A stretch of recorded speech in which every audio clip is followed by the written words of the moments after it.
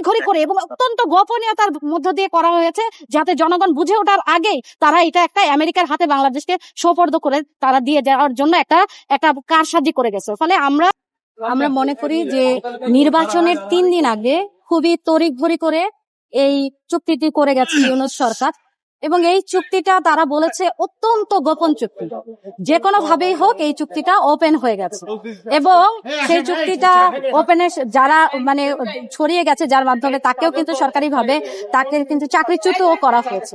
তো আমরা হাতে পেলাম এই চুক্তিটা, আমরা দেখেছি এটা ভয়াবহ রকমের একটা দাসত্ব এবং গোলামি চুক্তি।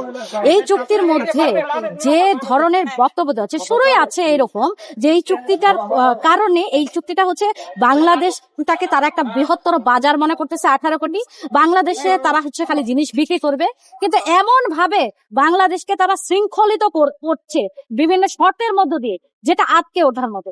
এখানে বলা আছে যে মানে বাংলাদেশ শ্যাল বি, এই কথাটাই লেখা আছে 131 বার। মানে শ্যাল বি কখন বলা হয় যে বাংলাদেশকে এটা করতে হবে, কিন্তু আমেরিকা করতে হবে মাত্র বলা আছে মাত্র 6 বার। তার মানে এটা খুবই ভয়াবহ রকমের একটা গোলামির চুক্তি আমরা বলতে পারি। এবং এই চুক্তিটার মধ্যে পরিষ্কার ভাবে বলা আছে কার কাছ থেকে আমরা কি কিনতে পারবো।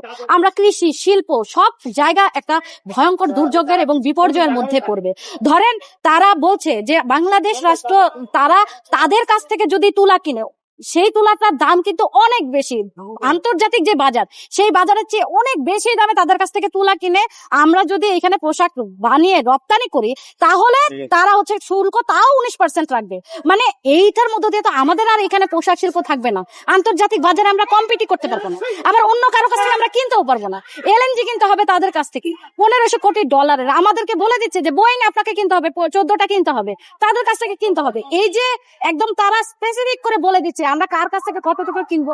ইভেন যে সকল দেশ বাংলাদেশ, ধরেন পৃথিবীর বহু দেশ আছে, যেমন চীন আছে, রাশিয়া আছে, যারা এবং আরো অন্যান্য অনেক দেশ যারা হচ্ছে বেসিক্যালি ধরেন কৃষিতে, শিল্পে ভর্তুকি দেয়, তাদের কাছ থেকে তো আমরা ধরেন গম যখন কিনবো সেটা তো আমরা কম মূল্যে কিনতে পারবো, কিন্তু আমেরিকা বলছে তাদের কাছ থেকে কিনতে হবে না, গম কিনতে হবে তাদের কাছ থেকে অনেক আন্তর্জাতিক বাজার থেকে অনেক বেশি হাই প্রাইসে। এবং এই যে এত পরিমাণ দামে আমরা যে তাদের কাছ থেকে আমাদেরকে কিনতে হবে, এবং কিনে ফলে আমরা কিন্তু মানে আন্তর্জাতিক ভাবে কম্পিট করতে পারবো না। এইখানকার আমাদের শিল্প, কৃষি সবকিছু একটা ভয়াবহ ধ্বংসের মুখে পড়বে, বিপর্যয়ের মুখে পড়বে।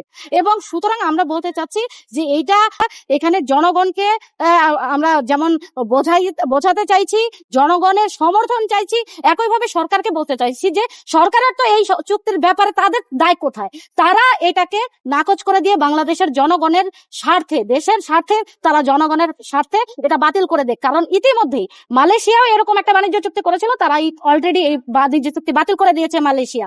এবং স্বয়ং আমেরিকার কোর্টে বলা হচ্ছে যে আপনার এই কংগ্রেস, তারা বলছে যে এই যে শুল্ক আরোপ করছে এটা অবৈধ। ফলে বাংলাদেশের কাছে স্ট্রং লজিক আছে এটা বাতিল করার।